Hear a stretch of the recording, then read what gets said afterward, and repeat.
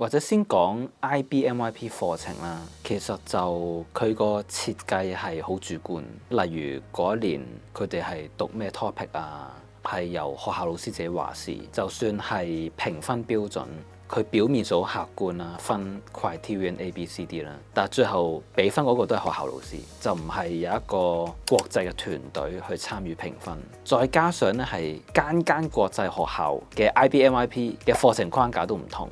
咁所以學生喺呢個課程入面，即係佢成績好浮動，其實我會話係比較正常。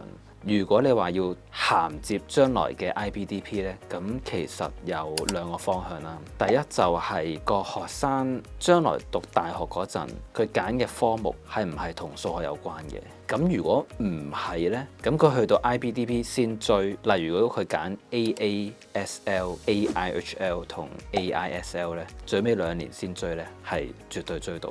咁但係如果學生係將來想大學揀一啲係數學成分好重嘅科目，工程啊、經濟啊、計量金融啊、AI 啊等等，咁如果要打好基礎呢，咁佢可以考慮去讀一個叫 IGCSE 嘅課程，係學一啲有規範課程框架嘅數學，咁啊再銜接咧就更加好咁樣咯。